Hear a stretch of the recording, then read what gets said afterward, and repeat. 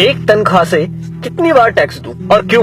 जवाब है, मैंने 30 दिन काम किया, तनख्वाह ली, टैक्स दिया, मोबाइल फोन खरीदा, टैक्स दिया, रिचार्ज किया, टैक्स दिया, डेटा लिया, तब टैक्स दिया, बिजली ली, फिर टैक्स दिया, घर लिया, टैक्स दिया, टीवी फ्रिज आदि लिए, टैक्स दिया, कार ली, टैक्स दिया, पेट्रोल लिया, फिर टैक्स दिया, सर्विस करवाई, टैक्स दिया, रोड पर चला, फिर भी टैक्स दिया, टोल पर फिर टैक्स दिया, लाइसेंस बनवाया, टैक्स दिया, गलती की तो टैक्स दिया, रेस्टोरेंट में खाना खाया तो टैक्स दिया, पार्किंग का टैक्स दिया, पानी लिया उस पर टैक्स दिया, राशन खरीदा उस पर भी टैक्स दिया, कपड़े जूते किताबें ली उस पर भी टैक्स दिया, टॉयलेट गया उस पर भी टैक्स दिया, दवाई ली तो भी टैक्स दिया, गैस ली टैक्स दिया, सैकड़ों और चीजें ली और टैक्स दिया, कहीं फीस दी, कहीं बिल, कहीं ब्याज दिया, कहीं जुर्माने के नाम पर तो कहीं रिश्वत के नाम पर पैसे देने ही पड़े।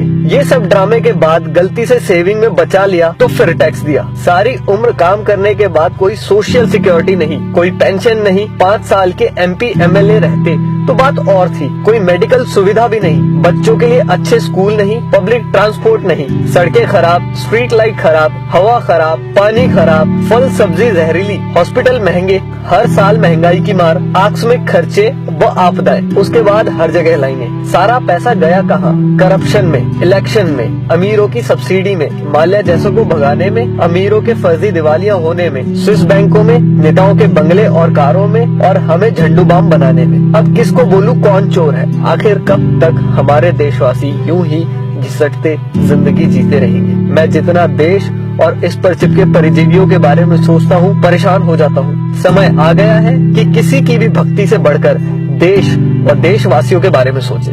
प्लीज इस वीडियो को शेयर करके देश के हर नागरिक तक पहुंचाएं। धन्यवाद।